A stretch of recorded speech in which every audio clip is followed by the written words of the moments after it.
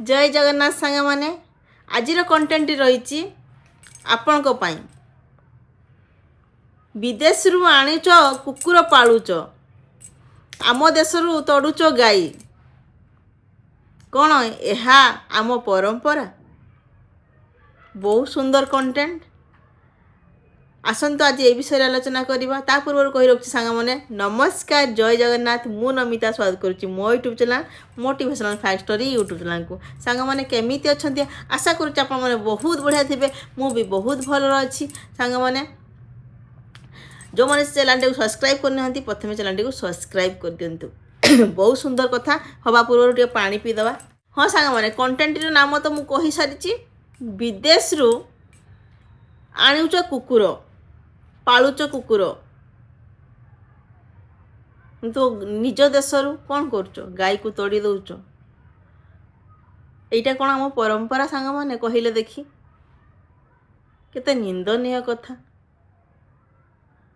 कहीं कहूँ मु आज यही भिडियोटी बनाऊँगी मु निज आखिरे देखुची आज्ञा निज आखिरे देखुची चारिआडे देश विदेश रु आणुचंती कुकुर से माने शुचंती एसी रूम रे तांको पाई स्पेशल एसी रूम घरे रहउचंती मार्बल घरे रहउचंती एसी कार रे बुलुचंती एसी रूम रे शुचंती हेले हमर गोमाता गाई से कौन आम पाई किछि करिनी से माँ जने ई माँ गाई गोमाता कह जाए माँ कह जाए गाई को भी माँ कह जाए आज्ञा गाई को देखिले आपण बाड़ौचंती घटकौचंती गाई पालू नाहांती लोक माने आउ एबे गोटे ट्रेंड चली कुकुर पालिबा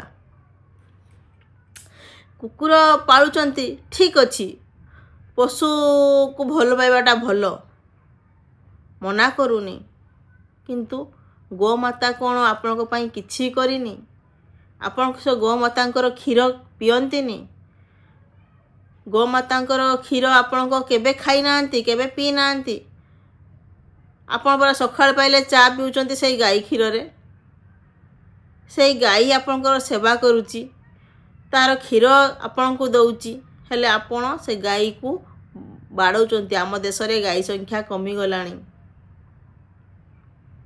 एबे कुकुर घरे घरे देखिए कुकुर रखुचंती आ गाई रखु नांती षंढ को रास्ता रे देखिले तो बाड़ौचंती लोक माने तोड़ा धरिक दौड़ौंती षंढ को बाड़ौंती गाई जदि आमर माता षंढ आमर पिता है ना कौन ताले षंढ को आपण निज बापा बोली पिता बोली मानु नांती षंढ किए आज्ञा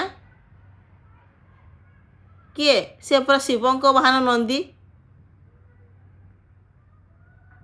महादेव जहाँ को भल पाती किंतु आपण भल पाती आपण कौन करती षंढ को देखिले बाड़ाती ताको आपण पिता बोली मानती नहीं ताले आपण पिता किए सही पाली देश विदेश रु आनी वीआईपी कुकुर कुकुर को आपण पिता बोली मानुचंती ताकू गेलो करूचंती ताकू स्नेह दउचंती ताकू भल पाउचंती ठीक अच्छी आपण को मर्जी आपण जहाँ को इच्छा ताकू रखी पारिबे जहाँ को इच्छा ताकू भल पाई पारिबे हेले सही गाई गो माता आम षंढ तांको आम पिता माता बोली देखू तांकू तो एमती रास्ता रे बाड़ातुनी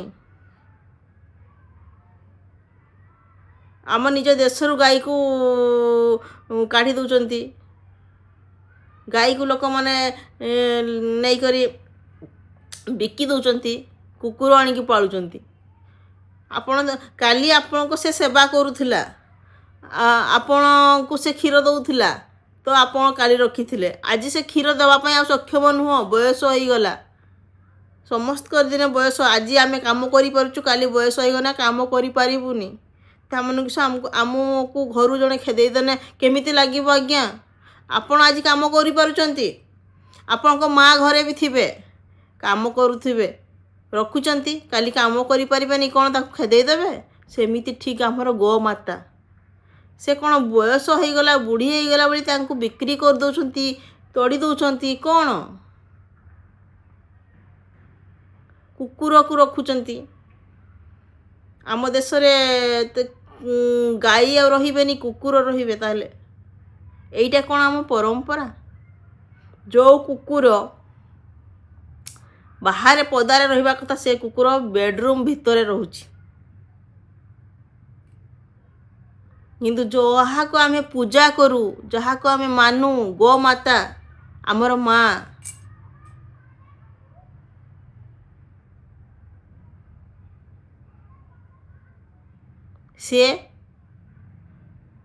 ସେ ମାଡ଼ ଖାଉଛି।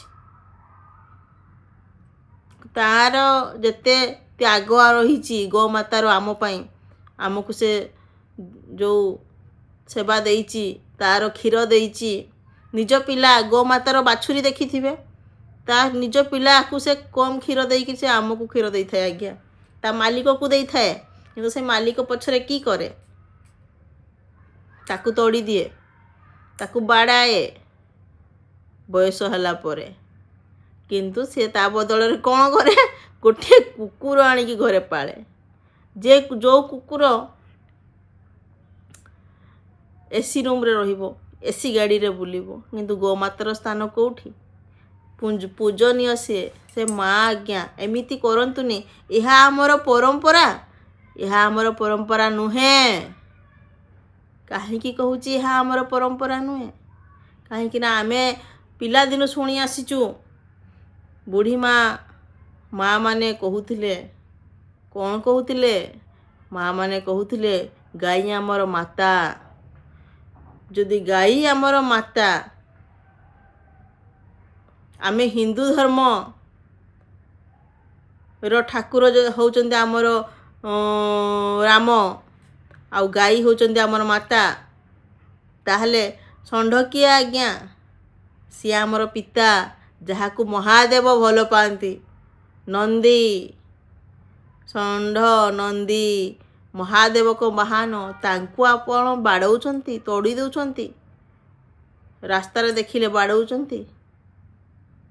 ଏହା କ'ଣ ଆମର ପରମ୍ପରା? ସେଇ ଆପଣମାନଙ୍କୁ ମୁଁ ପ୍ରଶ୍ନ କରୁଛି, ନିହାତି ଭାବରେ ମୋତେ ଉତ୍ତର ଦେବେ। ଏହା କ'ଣ ଆମର ପରମ୍ପରା? ଆପଣଙ୍କୁ ମୁଁ କହୁନି ଯେ ଆପଣ କୁକୁର ପାଳନ୍ତୁନି, କିନ୍ତୁ ଗୋମାତାକୁ କଷ୍ଟ ଦେବାର ଅଧିକାର ଆପଣଙ୍କର ନାହିଁ। ପାରୁଛ ଯଦି ଗୋମାତା ଯଦି ସେବା କରିବେ ନା, କଥାରେ ଅଛି ଆଜ୍ଞା, ଗରୁଡ଼ ପୁରାଣରେ ଅଛି, ଯଦି ଗୋମାତାର ସେବା କରିଥିବେ ହେଲା, ଆଉ ଗୋମାତାକୁ ଯଦି ସନ୍ତୁଷ୍ଟ କରିଥିବେ ସେବାରେ, ତାହେଲେ ଆପଣ ସେଇ ଯେଉଁ ମୃତ୍ୟୁ ପରେ ବୈତରଣୀ ନଦୀ ଗୋଟେ ଅଛି ଆମର ଗରୁଡ଼ ପୁରାଣରେ, ତାହା ଅତି ସହଜରେ ପାରି ହେଇଯିବେ। ଗୋମାତା ଯେତିକି ସେବା କରିଥିବେ, ଯେଉଁ ପୁଣ୍ୟ ମିଳେ, ତାହା ଭଗବାନ ଆପଣଙ୍କୁ ବୈକୁଣ୍ଠପୁରକୁ ନେଇକି ଯିବେ, ଯେ ଆପଣ ଗୋମାତା ସେବା କରିଛନ୍ତି ଆଜ୍ଞା। ଗାଈର ସବୁ କିଛି ଆମର ଲାଗେ, କ୍ଷୀର ଲାଗେ, ଯେଉଁଟା ଆମେ ପିଉଛୁ, କ୍ଷୀର, ଦହି, ଛେନା ହେଲା, ପନିର, ସବୁକିଛି ସେଇ ଗାଈ ମାତା କ୍ଷୀରରୁ ହେଉଛି ଆଜ୍ଞା। ଏମିତି ଯେଉଁ ସକାଳ ପାଇଲେ ଆପଣ ଚା ପିଉନାହାନ୍ତି, ସେଇ ବି କ୍ଷୀର ଆମ ଗାଈ ମାତାଙ୍କର। ଯେଉଁ ଆପଣ ବଡ଼ ବଡ଼ ହୋଟେଲରେ ବସି ଖାଉନାହାନ୍ତି ପନିର, ସିଏ ବି ଆମ ଗାଈ ମାତାଙ୍କର କ୍ଷୀରରୁ ତିଆରି। ବୁଝିଲେ? ଯେଉଁ ସୁନ୍ଦର ସୁନ୍ଦର ଆପଣ ମିଠା ଦହି, ଖଟା ଦହି ସବୁ ଖାଉନାହାନ୍ତି, ସବୁ ଗାଈ ମାତା କେତେ କ'ଣ ଦେଉଛି। ସେଇ ଗାଈ ମାତା ମୂତ୍ରରୁ ମେଡ଼ିସିନ ତିଆରି ହେଉଛି, ବଡ଼ ବଡ଼ ରୋଗ ଭଲ ହେଉଛି ଗାଈ ମାତା ମୂତ୍ରରୁ। ସେଇ ଗାଈ ମାତା ଗୋବରରେ ଆମର ଖଳା ଲେପା ହେଉଛି, ମାଣବସା ଗୁରୁବାରରେ ଗୋବରରେ ଲେପା ହେଉଛି, ଗୋବରରେ ପୂଜା ଲାଗୁଛି ଆଜ୍ଞା। ପୂଜାରେ ଗୋବର ଦରକାର ହୁଏ, ଜାଣିଛନ୍ତି? ଗୋମାତାଙ୍କର ଯଦି ଆଶୀର୍ବାଦ ଆପଣଙ୍କ ପାଖରେ ଥିବ ନା, ତାହେଲେ ଭଗବାନ ସନ୍ତୁଷ୍ଟ ହୁଅନ୍ତି ହେଲା। ଭଗବାନଙ୍କ ସହିତ ତୁଳନା କରାଯାଇଛି। ଗୋମାତାଙ୍କ ଦେହରେ 33 କୋଟି ଦେବାଦେବୀ ଅଛନ୍ତି ବୋଲି ପଣ୍ଡିତମାନେ କୁହନ୍ତି, ଯେଉଁମାନେ ଶାସ୍ତ୍ର ସବୁ ପଢ଼ିଛନ୍ତି, ଲେଖିଛନ୍ତି, ପଢ଼ିଛନ୍ତି ଆଜ୍ଞା। ଆମେ ତ ପିଲାମାନେ ଏତେ ଶାସ୍ତ୍ର ଜାଣିନଥିବୁ, କିନ୍ତୁ ଯେତିକି ଶୁଣିଛି, ଯେତିକି ପଢ଼ିଛି, ଯେତିକି ଜ୍ଞାନ ଅଛି, ତାହା ହିଁ କହୁଛି ଆପଣଙ୍କ ପାଖରେ। କିନ୍ତୁ ସାଙ୍ଗମାନେ, ଗୋଟିଏ ରିକ୍ୱେଷ୍ଟ କରିବି, ଅନୁରୋଧ କରିବି, ଗାଈ ମାତା, ଗୋମାତାକୁ ଏମିତି ଦଣ୍ଡ ଦିଅନ୍ତୁନି, ଏମିତି କଷ୍ଟ ଦିଅନ୍ତୁନି, ଭଗବାନ ଆଦୌ ସହିବେନି। ଆଉ ଯଦି ଗାଈ ଗୋମାତାକୁ ଆମେ ମା' ବୋଲି ମାନୁଛୁ ତାହେଲେ ଷଣ୍ଢକୁ ଆମେ ପିତା ବୋଲି ମାନିବା ଦରକାର। ତାକୁ ଦେଖିଲେ ଏମିତି ବାଡ଼ନ୍ତୁନି, କାହିଁକିନା ସେ ମହାଦେବଙ୍କର ବାହନ ନନ୍ଦୀ। ଲୋକମାନେ ଯେଉଁମାନେ ଷଣ୍ଢ ଛାଡ଼ନ୍ତି ନା ମହାଦେବଙ୍କୁ ଦିଅନ୍ତି, ଭାରି ଭଲ ପାଆନ୍ତି ମହାଦେବ ନନ୍ଦୀଙ୍କୁ। ସେଇଥିପାଇଁ ତ କୁହାଯାଏ ଶାସ୍ତ୍ରରେ ଯେ ଶିବ ମନ୍ଦିର ଗଲେ ପୂଜା କରିବା ପାଇଁ ନନ୍ଦୀଙ୍କ ବାଁ କାନରେ ଯେତେବେଳେ କହିଦେବ ମନ କଥା ଡାହାଣ କାନକୁ ବନ୍ଦ କରିକିରି, ସେତେବେଳେ ଆପଣଙ୍କର ମନସ୍କାମନା ନିଶ୍ଚିନ୍ତ ପୂରଣ ହେବ। କାହିଁକିନା ଆପଣ ନନ୍ଦୀ ମହାରାଜକୁ କହିଲେ ସେଇ ଷଣ୍ଢ ଆଜ୍ଞା। ଆଉ ମହାଦେବ ବର ଦେଇଥିଲେ ସେଇ ନନ୍ଦୀଙ୍କୁ। କ'ଣ ବର ଦେଇଥିଲେ? ଯଦି କେଉଁ ଭକ୍ତ ଆସିକରି ମୋ ପାଖରେ ଆଗେ କହିବ, ତାର ଇଚ୍ଛା ଏତେ ଶୀଘ୍ର ପୂରଣ ନ ହେବ। ଯଦି ତୋ କାନରେ କିଏ କହିଲା, ତାହେଲେ ତାର ଇଚ୍ଛା ବହୁତ ଶୀଘ୍ର ଆଉ ସୁନିଶ୍ଚିତ ପୂରଣ ହେବ। ଏହି ବରଦାନ ଦେଇଥିଲେ ନନ୍ଦୀକୁ। ସେଇଥିପାଇଁ ଲୋକମାନେ କାନରେ କୁହନ୍ତି ମନସ୍କାମନା ଯାହା ବି ଥାଏ। ଆଉ କହିଲା ବେଳେ ଗୋଟିଏ କାନ ବନ୍ଦ କରିଦିଅନ୍ତି, ଗୋଟିଏ କାନରେ କୁହନ୍ତି ଆଜ୍ଞା। ଯଦି ସେଇ ଷଣ୍ଢକୁ ଆପଣ ବାଡ଼ଉଛନ୍ତି ଆଉ ଯଦି ତା ଆଖିରୁ ଠୋପେ ଲୁହ ଝରିଛି ନା, ଆପଣ ବର୍ବାଦ ହେଇଯିବେ, ମାଟିରେ ମିଶିଯିବେ, ତଳିତଳାନ୍ତ ହେଇଯିବେ। ସେମିତି କରନ୍ତୁନୁ, ଜମା କରନ୍ତୁନି ଆଜ୍ଞା, ଜମା କରନ୍ତୁନି। ତ ଗାଈ ହେଉଛନ୍ତି ଆମର ଗୋମାତା। ହିନ୍ଦୁ ଧର୍ମରେ ଆମେ ଆମର ହିନ୍ଦୁ ଧର୍ମ ଗୋମାତା, ଆମେ ଗାଈକୁ ବହୁତ ମାନୁ। ଆଉ ଷଣ୍ଢକୁ ଯଦି ଗାଈ ଆମର ମା' ହେଲେ ଷଣ୍ଢ ଆମର ପିତା। ତ ଷଣ୍ଢ ଆମର ପିତା ମାନେ କ'ଣ? ଷଣ୍ଢ ଆମର ବାପା। ତ କୁକୁର ଆମର ବାପା ନାହିଁ ଆଜ୍ଞା। କୁକୁର ଜଗୁଆଳି କାମ କରେ। ସେ ତାକୁ ତାର ବାପାର ସ୍ନେହ ଦେଉଛନ୍ତି ଆପଣ।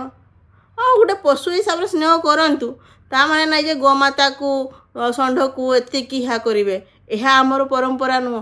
ଆଜିର ଭିଡ଼ିଓଟି ଆପଣଙ୍କ ପାଇଁ ନିହାତି ଗୋଟିଏ ଭଲ ମେସେଜ ମୁଁ ଆପଣଙ୍କୁ ଦେଇପାରିଛି। ଆଶା କରୁଛି ଆପଣ ବହୁତ କିଛି ମୋ ଭିଡ଼ିଓରୁ ଶିଖିବେ, ଜାଣିବେ।